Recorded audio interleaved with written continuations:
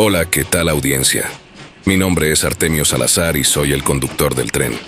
Un día más les doy la bienvenida a este su programa, El Maquinista Historias de Terror. Así que prepárense un café, pónganse los audífonos y disfruten este relato.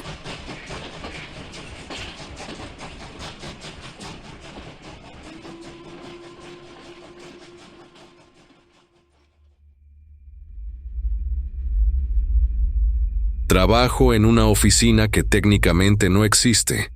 Si buscas en el directorio oficial del Vaticano, mi departamento aparece bajo un nombre aburrido y genérico relacionado con la catalogación de archivos históricos dañados, algo que nadie en su sano juicio querría investigar. Pero la realidad de mi día a día es muy diferente. Mi nombre es Sabiestri, y durante los últimos 15 años he sido el encargado de revisar, clasificar y, en ocasiones, desacreditar todo aquello que la Iglesia no puede explicar. He visto estatuas que lloran sangre que resultó ser grasa animal. He escuchado grabaciones de supuestas posesiones que no eran más que ventriloquia barata. Y he leído cartas de monjas que juraban haber visto luces en el cielo. El 99% de las veces, mi trabajo consiste en decepcionar a la gente.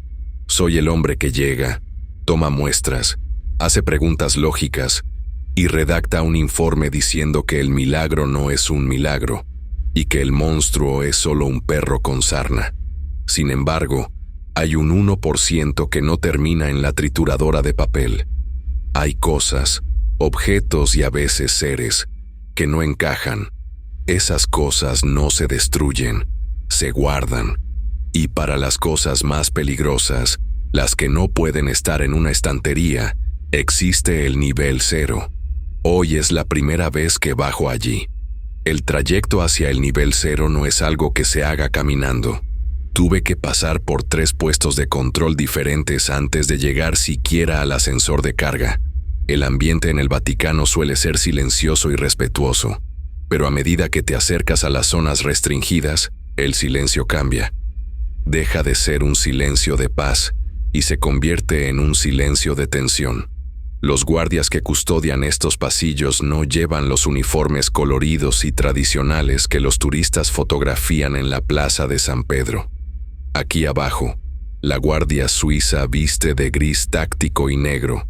Llevan chalecos antibalas gruesos y rifles de asalto automáticos colgados al pecho. No están ahí para adornar, están ahí para matar si es necesario. Cuando llegué a la puerta del elevador, el capitán de la unidad táctica me estaba esperando. Se llamaba Weber, un hombre grande, de mandíbula cuadrada y ojos que parecían no haber dormido en 2 días.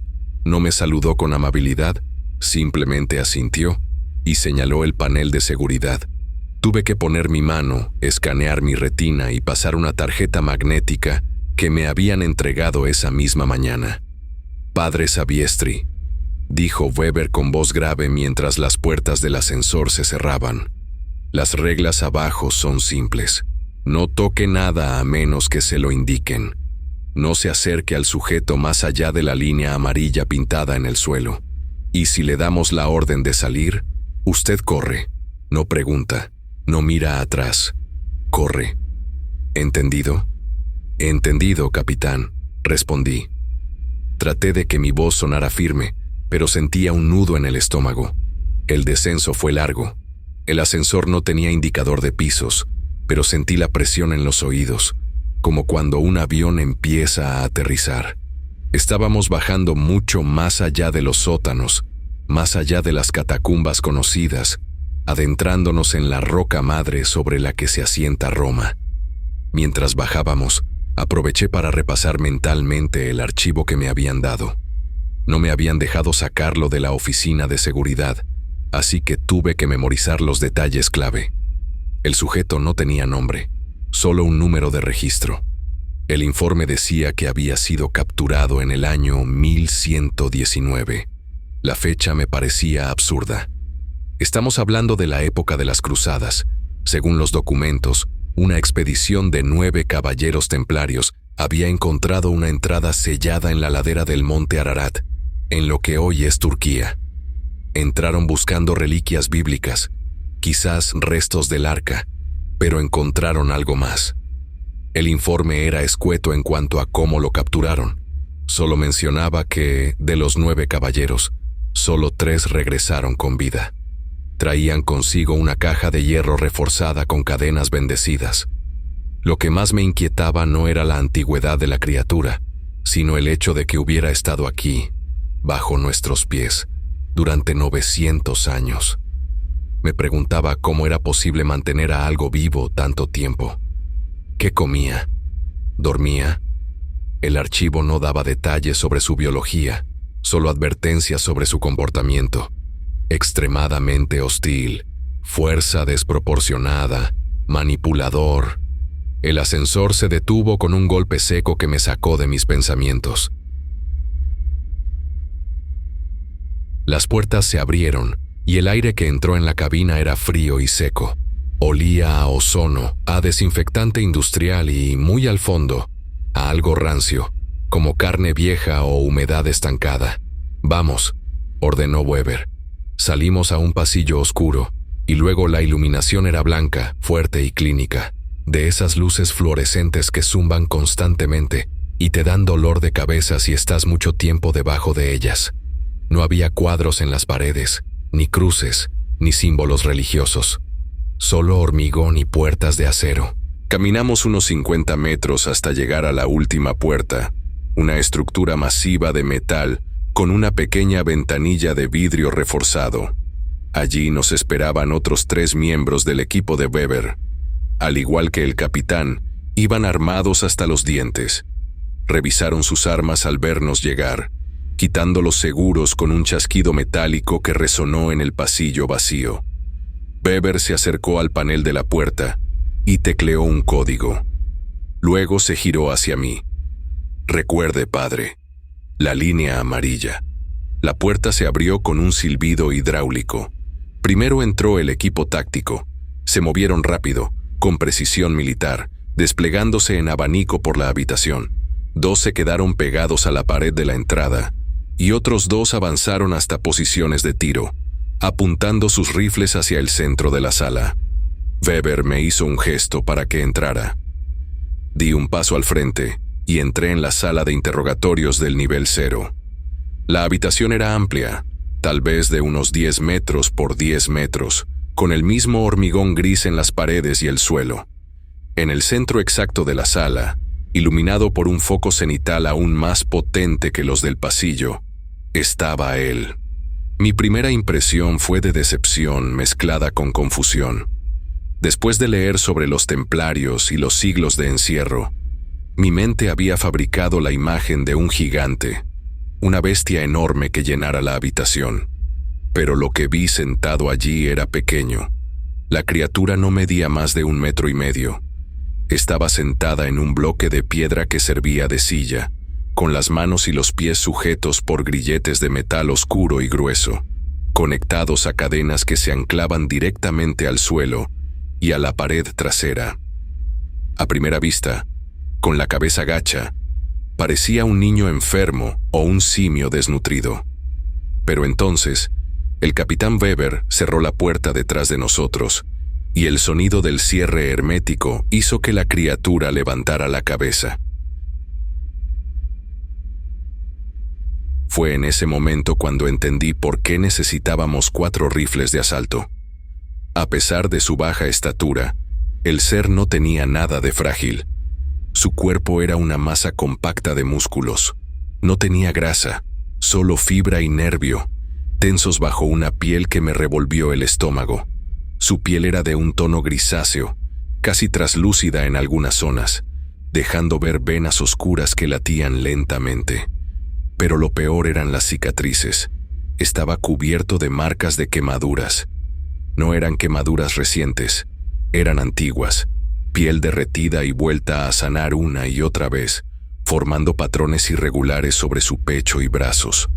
Parecía como si alguien lo hubiera metido en un horno y lo hubiera sacado justo antes de que se convirtiera en ceniza. De su espalda colgaban dos apéndices lamentables. Eran alas, o lo que quedaba de ellas. Alas de murciélago atrofiadas, pequeñas y arrugadas, inútiles para volar, que colgaban muertas sobre su espalda marcada.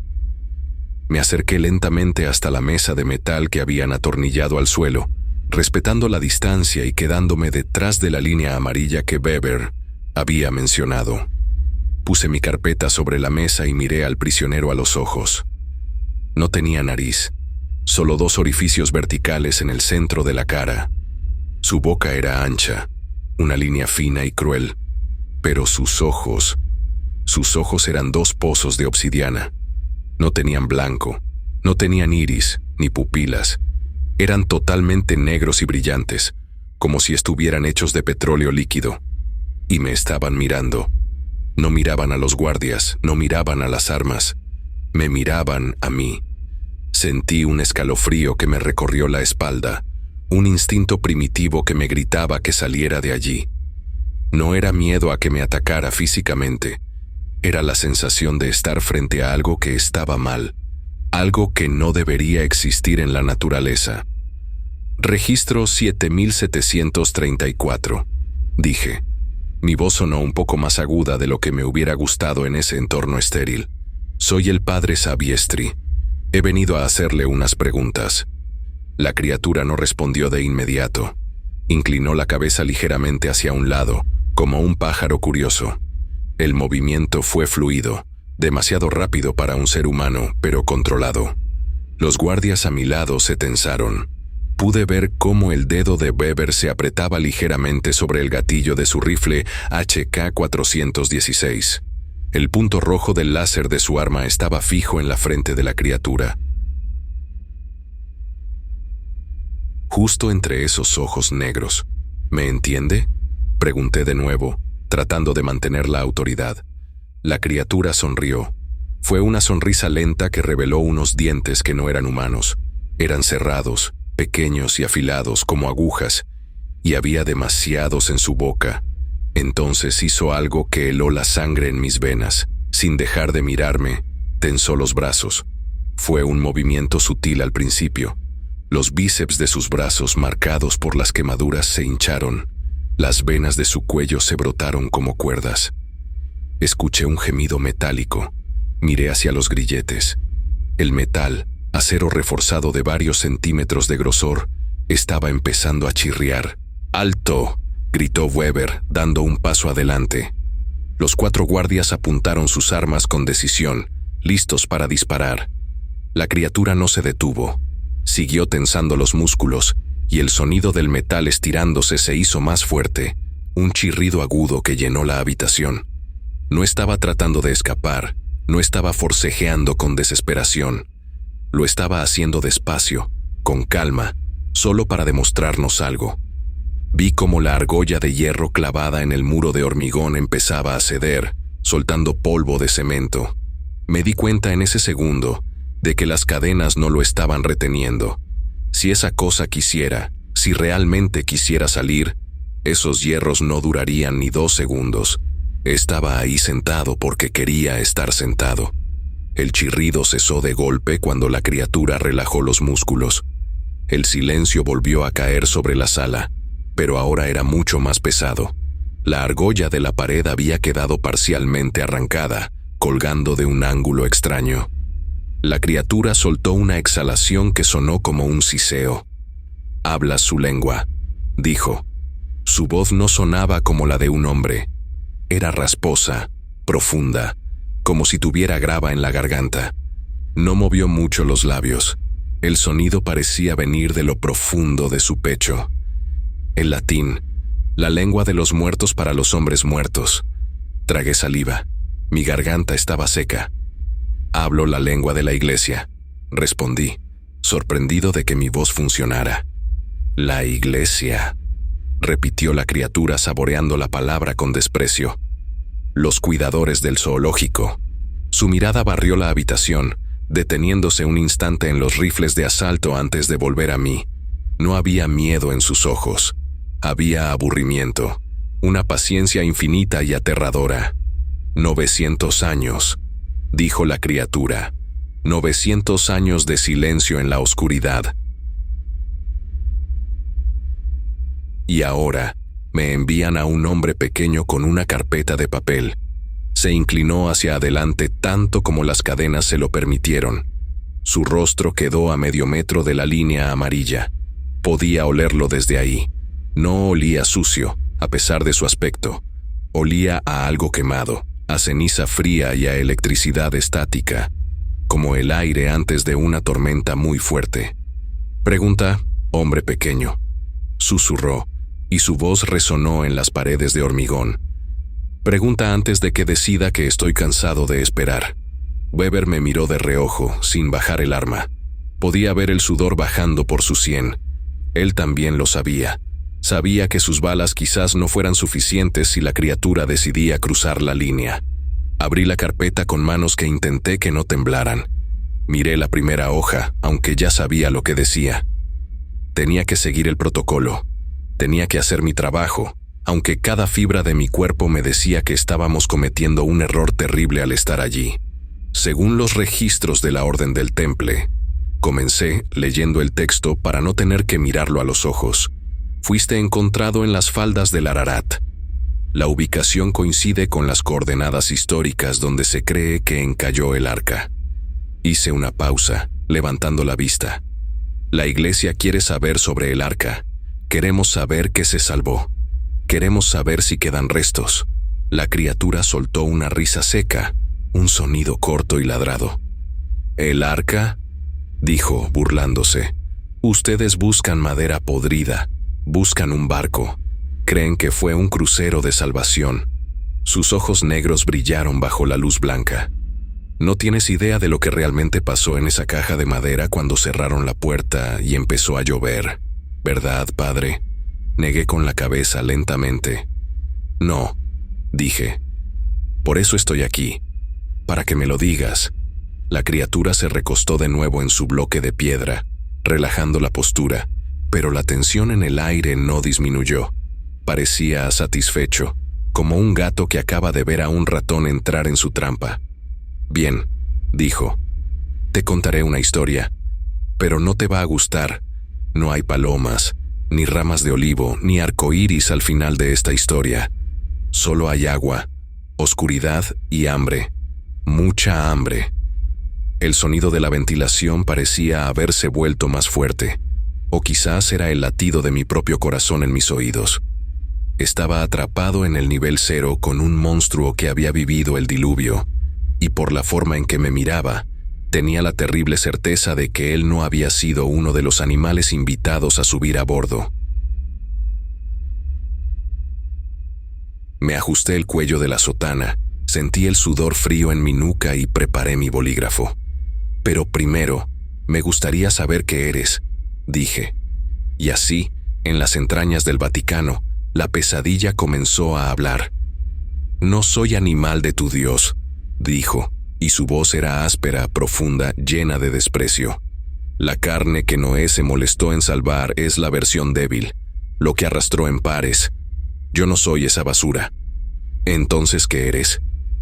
«Soy el descarte, el remanente de los vigilantes, tus ángeles caídos.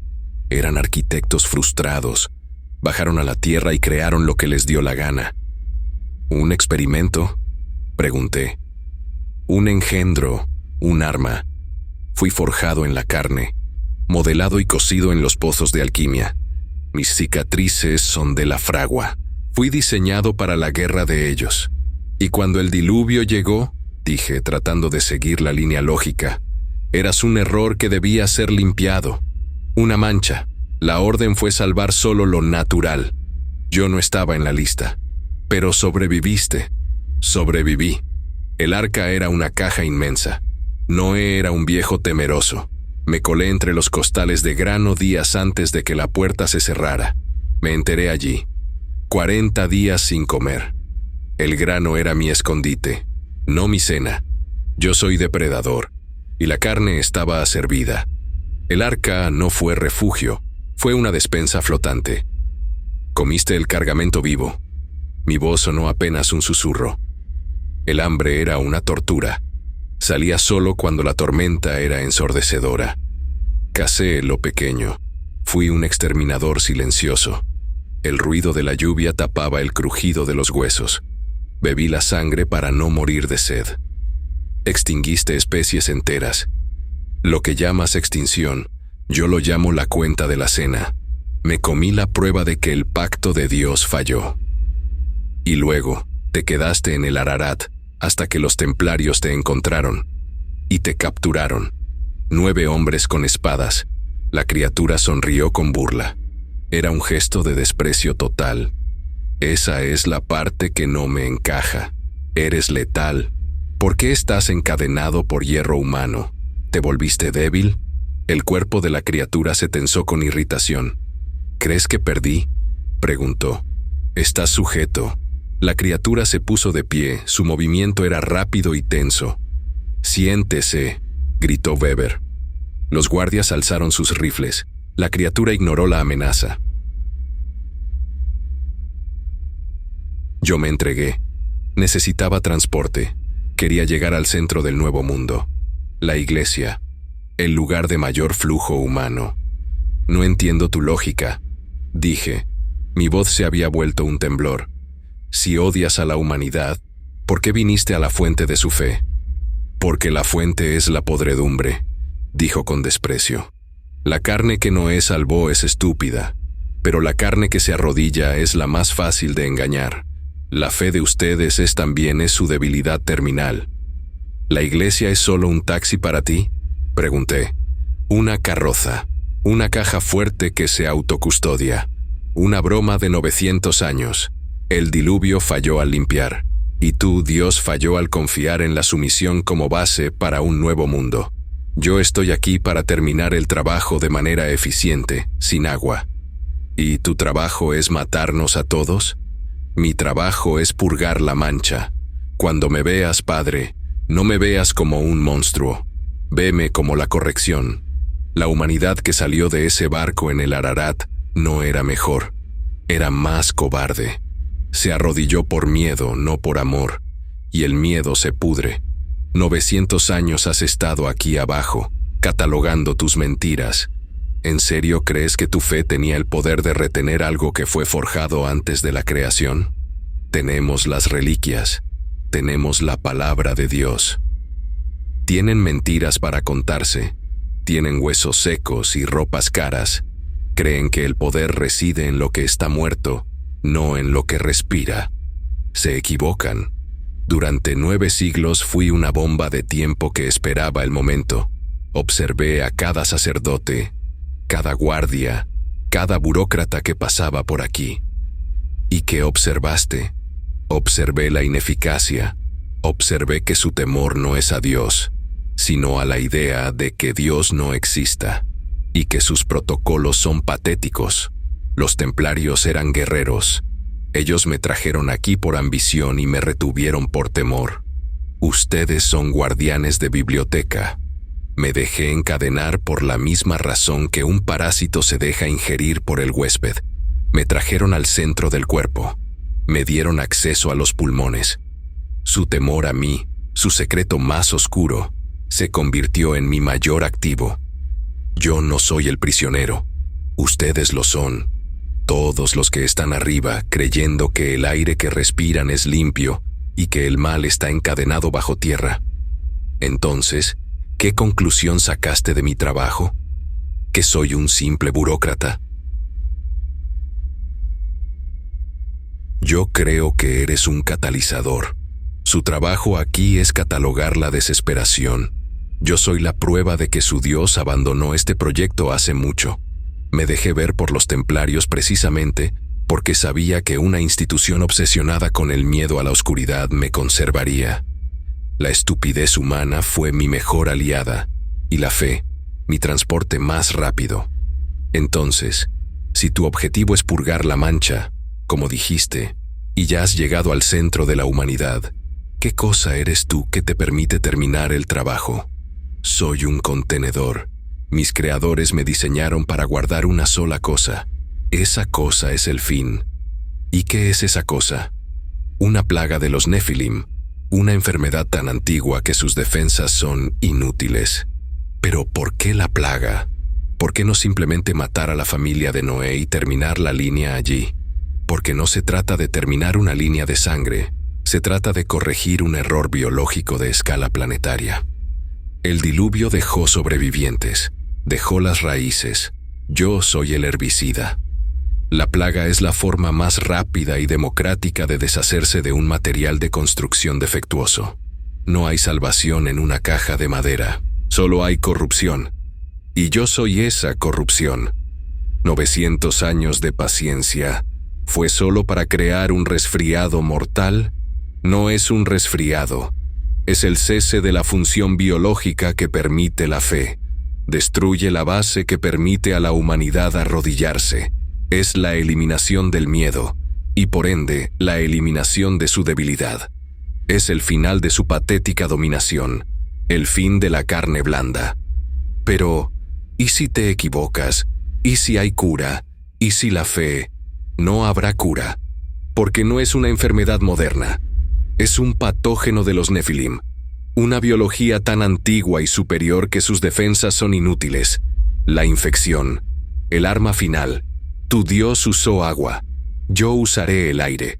Y ustedes, los guardianes de la fe, me dieron la infraestructura. Llevo siglos incubándola. Continuó con una satisfacción fría. 900 años de encierro fue el tiempo perfecto. Solo necesitaba estar cerca de mucha gente, en un lugar conectado. Levantó la cabeza hacia las rejillas de ventilación. Lo he estado exhalando desde que entraste, dijo, con una satisfacción cruel. Cada respiración, la realidad me golpeó. A mi derecha, un guardia soltó una tos seca y profunda. El rifle se le cayó de las manos, se dobló, tosiendo con desesperación. «Máscaras», rugió Weber. Pero era tarde.